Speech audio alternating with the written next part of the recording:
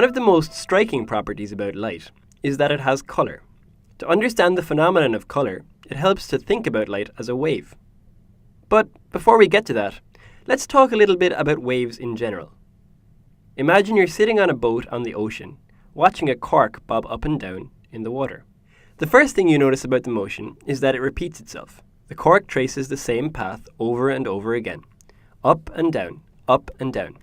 This repetitive, or periodic, motion is characteristic of waves. Then you notice something else. Using a stopwatch, you measure the time it takes for the piece of cork to go from its highest position down to its lowest and then back up again. Suppose this takes 2 seconds.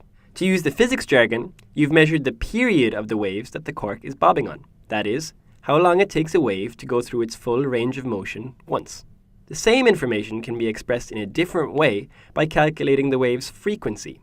Frequency, as the name suggests, tells you how frequent the waves are. That is, how many of them go by in 1 second. If you know how many seconds one full wave takes, then it's easy to work out how many waves go by in 1 second. In this case, since each wave takes 2 seconds, the frequency is 0.5 waves per second. So, enough about bobbing corks. What about light and colour? If light is a wave, then it must have a frequency, right? Well, yes it does, and it turns out that we already have a name for the frequency of the light that our eyes detect. It's called colour. That's right, colour is nothing more than a measure of how quickly the light waves are waving.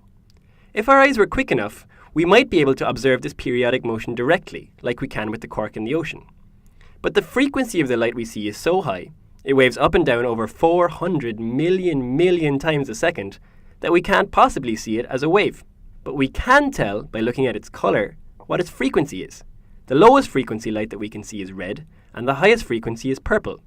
In between, all the other frequencies form a continuous band of colour called the visible spectrum. So, what if you had a yellow pencil sitting on your desk? Well, the sun emits all colours of light, so light of all colours is hitting your pencil. The pencil looks yellow because it reflects yellow light more than it reflects the other colours.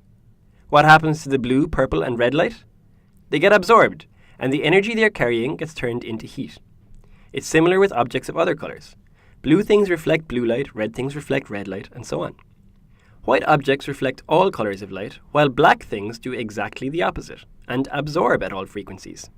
This, by the way, is why it's uncomfortable to wear your favourite Metallica t-shirt on a sunny day.